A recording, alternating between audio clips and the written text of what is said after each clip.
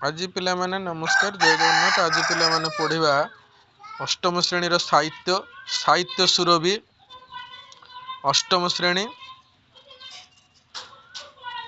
जेटा कि पिला माने आमे जानिबा डायरेक्ट विषय को पढ़िबा। विषय तमर प्रथम विषय होची पिला माने किस ना आस उत्कलीय कवि किए जातीय कवि वीरकिशोर दास। आज आम पे प्रथम जातीय कवि वीरकिशोर दास विषय जानिबा। आस उत्कलीय कवितार जातीय कवि वीरकिशोर दास विषय जानिबा। कवि परिचयटा एवं पिला माने तलकू देइछि टिके देख। कवि परिचय ये होचंती जातीय कवि वीरकिशोर दास फोटोचित्र। जातीय कवि वीरकिशोर दास फोटोचित्र यहाँ समस्त टिके देखि दियो। एइटी अच्छी पिला माने जातीय कवि वीरकिशोर दास फोटोचित्र। आज आम कवि परिचय जानिबा। उड़िया साहित्य रे कवि वीरकिशोर दास जातीय कवि भाव में परिचित। से 1896 मसीहा नवेम्बर मास 23 तारिख में जगतसिंहपुर जिला अंतर्गत पूर्णंग ग्राम रे जन्मग्रहण करथिले। 1896 मसीहा नवेम्बर मास 23 तारिख जगतसिंहपुर जिला अंतर्गत पूर्णंग ग्राम रे जन्मग्रहण करथिले। से एकाधार रे जणे देशभक्सल मानववादी गांधी दर्शनवादी तथा उग्र जातीयवादी कवि थिले। स्वाधीनता संग्रामर बन्ही शिखा को प्रज्वलित करने उद्देश्य रे से सरल तरल सावलील भाषा रे कविता मान रचना करथिले। ताहा द्वारा ओडिशार पुरपल्लीर आबाल वृद्ध वनिता उद्बोध होई पतंग परी स्वाधीनता संग्राम रे झास देइथिले। कविंक द्वारा लिखित पुस्तक गुड़िक हेउची जेटा कि से स्वाधीनता समय लिखिथिले। मोहनवंशी विद्रोही वीणा फूलचंदन वीर गीतिका स्वाधीनता संग्राम समय रचना प्रभृति।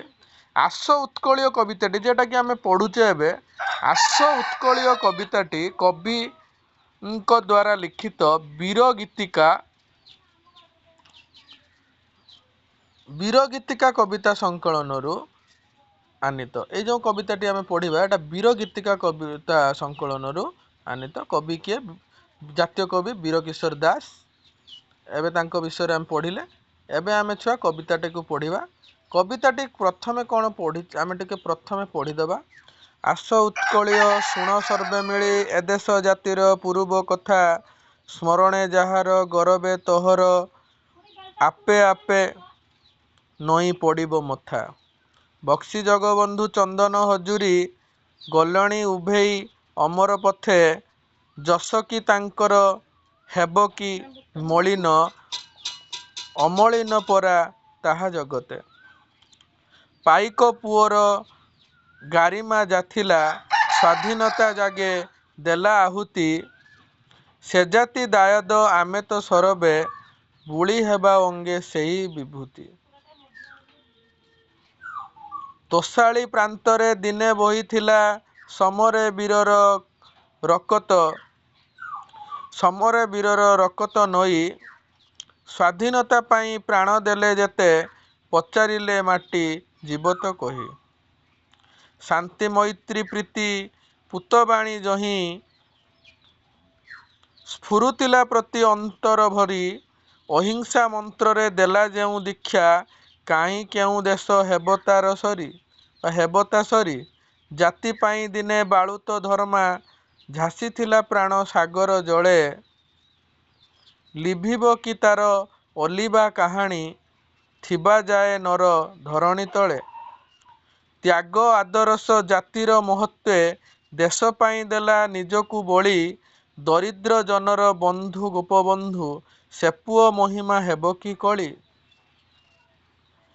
बाजी राउतर ना लुचि नाही मुकत पथर सैनिक सेही तर्पण कर सेनाम उच्चारी स्वाधीन संग्राम पुराण फेई। एबे आमे छुआ बुझिबा विषयटी कौन कहुचे। आस उत्कलीय शुण सर्वे मिली एदेश जातिर पूर्व कथा। आस समस्ते उत्कलर संतान माने शुणिबा ए देशर जातिर पूर्व कथा। ए देश जातिर पूर्व कथा शुणिबा। स्मरणे जाहार गरबे ताहार आपे आपे नई पड़िब मते। ए जातिर स्मरण यदि ए दासीर वीरत्व कथा कि दासीर मंदिर मालिनी देश उत्कल ता कथा आमे शुणिबा ताले कोणार्क पुरी ये सब मंदिर राजी वीरत्वर गाथा ये सब जदि तमे जानिब धर्मपद गोपबंधु आउचु आमर वीर सुरेंद्र साय बक्सी जगबंधु एमान कथा आमे शुणिबा। तेणुक आमे सबू सेते बेले जातिर कथा मन पकेबा। तापरे आमे कौन करिबा आमे समस्ते से कथा मन पके हवा बोली कवितार कहुई बा स्मरण करिबा। तेणुक आमे बाबरे स्मरणे जहार गरबे ताहार आपे आपे नई तापरे आमे एक कथा भाबी आम मथा नई जीव बा मथा आमर सम्मान रे बा चिरस्मरण रे समस्तंक मथा नई पड़िबो बोली कवि कहिसंती। बक्सी जगबंधु चंदन हजूरी एमान होचंती देशर स्वाधीनता प्रेमी। आम उत्कलर स्वाधीनता प्रेमी बा लड़ाई करिथिबा ब्रिटिश मानक सहित बक्सी जगबंधु चंदन हजूरी एमाने स्वाधीनता संग्राम रे जोग देइथिले। स्वाधीनता देइथिबा लोक बा महामुनिषी माने बक्सी जगबंधु आ चंदन हजूरी जे कि आम पई खुर्दा माटीर बक्सी जगबंधु आ चंदन हजूरी ए देश को बा ए उत्कल को स्वाधीनता दबा पई इंग्रेज मानक सहित लड़ाई करथिले। गलेणी उभय अमर पथे एमाने समस्त अमर एमाने आज नाहांती किंतु आमे तांको कथा पढुचु कारण तांकर त्यागपुत जीवन पई। तमे माने भी समस्ते तांको भली हवा पई चेष्टा करिवो तांको जीवनी पढिबो। जस कि तांकर हेबो कि मलिन तांकर जो जस गान आमे जे भली तांको विषय गुण गारिमा पढुचु अमलिन परा ताहा जगते ये होचु केबे हेले अमलिन हेबो नाही। पाइक पुअर गारिमा जा थिला पाइक पुअर गारिमा अर्थात आम देशर बा आम उत्कलर पाइक मानकर खुर्दार पाइक मानकर युद्ध कला आउ लड़ाई कौशल वीरत्वर गाथा आज मध्य आमे मने पकाउछु बा स्मरण करुचु। स्वाधीनता जागे देला होती स्वाधीनता पई समाने मध्य तांको जीवन को उत्सर्गित करिसंती। से जाति दायद आमे तो सरबे आमे समस्त सेही जातिर पिला माने बा लोक हेबा होचु कोन ना बोली हेबा अंगे सेही विभूति आमे समस्त सेही अंग बा विभूति को आमे बोली हबा बा माटी मामर विभूति आमे बोली हबा। तोषाली प्रांतरे दिने बहिथिला समरे वीरर रक्त नई स्वाधीनता पई प्राण देले जेते पचारिले माटी जीवत कई। एई माटी सबु स्वाधीनता पई जेते जण लोक प्राण देइचंती सबु ए माटी ही बखाणी पारिबो। शांति मैत्री प्रीति पुतबाणी जही स्फुरुथिला प्रति अंतर भरी।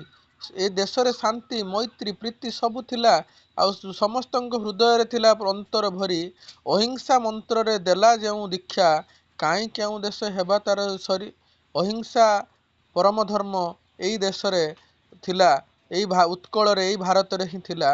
एई देश भारत मातार संतान होई मध्य ए कथा आउ केउ देश रे नथिला। ए देश रे युद्ध शैली ए देश रे नारी की सम्मान ए सबु भारत माटी रु ही सृष्टि होइथिला। जाति पाई दिने बाळुत धर्मा ए देशर बा एई उत्कलर पिला धर्मपद समस्त कोणार्क मंदिर जे जाइथिबो से देखिथिबो जाति पाई धर्मपद तार जीवन जाइथिला। आमे कोणार्क मंदिर जाइथिलु जो परिदर्शन रे देखौछि तुमको केतरी छवि प्राय एटा नाही हेबे नले देखै थांती तुमको देखै परवर्ती वीडियो रे जे जाति पाई जो धर्मपद मंदिर रे चोली मारी 1200 बढेर दाय ना पुअर दाय विष्णु महाराण को पुओ को जते वाले विष्णु महाराण को पचरा आइथिला तेबे सेति काले से जातिर सम्मान रक्षा करिया पई बड़ माननको आशीर्वाद नै चूल ऊपर चढ़ी मंदिर शीर्ष अग्रभाग रे चोली मारी से हमर ଚନ୍ଦ୍ରଭାଗା ମୁହାଣକୁ ଡେଇଁ ପଡ଼ିଥିଲେ, ସମସ୍ତେ ଏ କଥା ଜାଣିଥିବ। ସେ ନିଜକୁ ଝାସ ଦେଇଥିଲେ, ପ୍ରାଣ ସାଗରକୁ ଡେଇଁ ପଡ଼ିଥିଲେ। ଝାସିଥିଲା ପ୍ରାଣ ସାଗରେ ଜଳେ। ଲିଭିବ କି ତାର ଅଲିଭା କାହାଣୀ? ଏ କାହାଣୀ ଆଉ ଲିଭିବ ନାହିଁ, କାରଣ ଆଜି ମଧ୍ୟ ଆମେ ସେ କିମ୍ବଦନ୍ତୀ ମନେ ରଖିଛୁ। ଥିବା ଯାଏ ନର ଧରଣୀ ତଳେ, ନର ମାନେ ବା ସେଇ ଯେଉଁ ସମସ୍ତେ ପୃଥିବୀରେ ମଣିଷ ଜାତି ଥିଲା ପର୍ଯ୍ୟନ୍ତ ସେ କଥା ମନେ ରଖିବୁ। ତ୍ୟାଗ ଆଦର ସେ ଜାତିର ମହତ୍ୱେ, ଦେଶ ପାଇଁ ଦେଲା ନିଜକୁ ବଳି।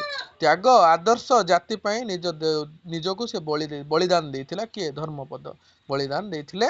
ତେଣୁକରି କବିତାରେ ଏକଥା କୁହାଯାଇଛି। ଦରିଦ୍ର ଜନର ବନ୍ଧୁ ଗୋପବନ୍ଧୁ, ସମସ୍ତେ ଜାଣିଥିବ ପୁରୀର ସୁଆଣ୍ଡୁ ଗ୍ରାମରେ ଜନ୍ମଗ୍ରହଣ କରିଥିବା ସେଇ ସୁଆଣ୍ଡୁ ଗ୍ରାମରେ ଜନ୍ମଗ୍ରହଣ କରିଥିବା ଗୋପବନ୍ଧୁ। ସେ ପୁଅ ମହିମା ହେବ କି କଳି, ସେ ତାଙ୍କର ମହିମା କ'ଣ କଳନା କରିହେବ? ବାଜି ରାଉତ ନହୁଛୁ ନାଇଁ ଲୁଚି ନାହିଁ, ବାଜି ରାଉତ ନାଇଁ ଲୁଚି ନାହିଁ, ବାଜି ରାଉତ ନା ଲୁଚି ନାହିଁ। ମୁକୁତ ପଥରେ ସୈନିକ ସେଇ ହଉଛ ମୁକ୍ତ ପଥର ସୈନିକ। ତରପଣ କର ସେ ନାମ ଉଚ୍ଚାରି, ସ୍ୱାଧୀନ ସଂଗ୍ରାମ ପୁରାଣ ଫେଇ। ବୁଝିଗଲା ପିଲାମାନେ? ତେଣୁକରି ବିଷୟଟି ଭାରି ବଢ଼ିଆ ହେଇଛି ବା ଭଲ ବିଷୟଟି। ତେଣୁକରି ତମେ ସମସ୍ତେ ଶିକ୍ଷା ଗ୍ରହଣ କରିବ ଆଉ ଆମ ଦେଶ ମାଟି ଆଉ ସ୍ୱାଧୀନତା ପ୍ରେମୀ ମାନଙ୍କୁ ମନେ ପକାଇବ। ଧନ୍ୟବାଦ। ଜୟ ଜଗନ୍ନାଥ।